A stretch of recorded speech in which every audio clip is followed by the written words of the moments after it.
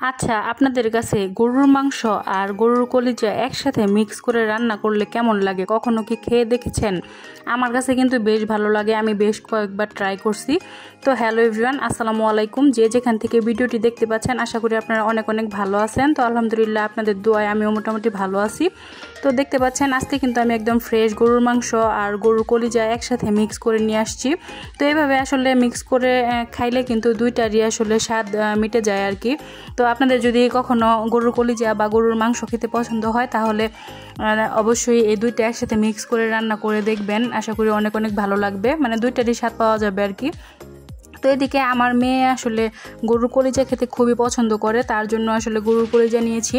আর আমরা তো গরুর মাংস খাই, তো গরুর কলিজাও পছন্দ করি আমরা, খারাপ না। তবে দুইটা একসাথে মিক্স করে রান্না কখনো করি নাই। তো আমি আজকে ফার্স্ট টাইম ট্রাই করতেছি। আর এর আগে কিন্তু অনেকবার আমি খাইছি আমার মামির বাসায়, তো ওখানে কিন্তু খুবই ভালো লাগছিল খেতে। তো আজকে কিন্তু আমি রান্না করব, দেখা যাক কীরকম হয়। আশা করি অনেক অনেক ভালো লাগবে। একবার হলেও আপনারা ট্রাই করে দেখতে পারেন এভাবে। তো প্রথমে কিন্তু আমি এখানে পেঁয়াজ কুচি দিয়ে দিলাম, দেখতেই পাচ্ছেন। তো এখানে দুইটা তেজপাতা দিয়ে দিলাম। তো এগুলোকে ভালো করে এখন ভেজে নেব। আর আমি কিন্তু সব কিছু একসাথে ব্লেন্ডারে ব্লেন্ড করে নিয়েছি। তো এখানে আদা, জিরা, রসুন, পেঁয়াজ, তেজপাতা, এলাচ, দারচিনি, জিরা, কালো জিরা, তারপরে হচ্ছে শাহি জিরা, সব কিছু একসাথে তারপরে আমি ব্লেন্ড করে নিছি, এই যে দেখতে পাচ্ছেন। তো এই সব কিছু একসাথে ব্লেন্ড করে, এখানে গোলমরিচও আছে আর কি, লং গোলমরিচ সব কিছুই আছে। তো সব কিছু এখানে একসাথে দিয়ে দিলাম। তারপরে কিন্তু এটাকে ভালো করে এই মশলাটাকে ভালোভাবে মানে ভেজে নিতে হবে আর কি। তো আমি কিন্তু আজকে ফ্রেশ একদম গরুর মাংসগুলো নিয়ে আসছিলাম, মানে ফ্রেশ আর কি। তো এখানে হাফ কেজি গরুর মাংস আর হাফ কেজি গরুর কলিজা ছিল। তো দুইটা একসাথে মিক্স করে রান্না করতেছি। তো আমার কাছে এইভাবে রান্না করলে ভালোই লাগে। এর আগে কিন্তু আমি বেশ কয়েকবার ট্রাই করছিলাম।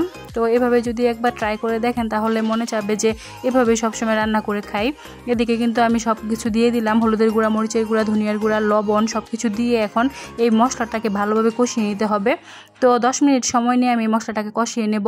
তো গরুর মাংস আসলে পছন্দ করে না এমন মানুষ মনে হয় নাই, খুবই মানে সকলেই প্রায় গরুর মাংস পছন্দ করি। তবে আমার কাছে গরুর কলিজাও খুবই ভালো লাগে খেতে। তবে আমার মেয়ে আমার চেয়ে দুর্দান্ত পছন্দ করে গরুর কলিজা, সে গরুর মাংস পছন্দ করে না, গরুর কলিজাটাই পছন্দ করে। তো এই জন্য কিন্তু এখানে আমি মিক্স করে মানে নিয়ে আসছি আর কি বাজার থেকে। তো মিক্স করে আনলে কি হয়, দুইটাই একসাথে রান্না করলে মানে দুইজনেই দুই রকম জিনিস খেতে পারবে, সাথে মানে গরুর কলিজাটাও খাওয়া যাবে, মাংসটাও খাওয়া যাবে, এই জন্য। তো এখন কিন্তু গরুর মাংসের সাথে বা কলিজার সাথে ভালোভাবে মশলাটাকে মিশিয়ে নিতে হবে। তারপরে মিশিয়ে নেওয়া হয়ে গেলে কিন্তু এটা আমি ভালোভাবে কষিয়ে নেব প্রায় আধা ঘন্টার মতো। তো আমার কাছে কিন্তু যে কোনো জিনিসই ভালোভাবে যদি কষিয়ে নেই, তাহলে কিন্তু খেতে বেশি ভালো লাগে, মানে একদম মশলাটা ভালোভাবে মাংসের ভিতরে ঢুকে যায়, সেই জন্য। তো গরুর কলিজাটাকে কিন্তু আমি অনেক সুন্দর করে পরিষ্কার করে ধুয়ে নিছি, কারণ গরুর কলিজাতে কিন্তু একটু বাজে স্মেল থাকে, সেই জন্য। আর আজকে কিন্তু আমি এই গরুর কলিজা মাংসের সাথে আলু দিয়ে দিব। তো আলু দিলে কিন্তু আমার কাছে অনেক ভালো লাগে। তো কার কার ভালো লাগে আলু দিয়ে খেলে অবশ্যই কমেন্ট করে জানাবেন। তো এই পর্যায়ে কিন্তু আমি আলুটা দিয়ে দিলাম। তো আলুটা দিয়ে দেওয়ার পরে কিন্তু ভালোভাবে কষিয়ে নিতে হবে সুন্দর করে। তো এখন ভালোভাবে কিন্তু আলুর সাথে এই মশলাটাকে মাখিয়ে নিতেছি। তো আমার কাছে কিন্তু গরুর মাংস খেতে ভালোই লাগে, বিশেষ করে শুক্রবারের দিন খেতে ভালো লাগে বেশি।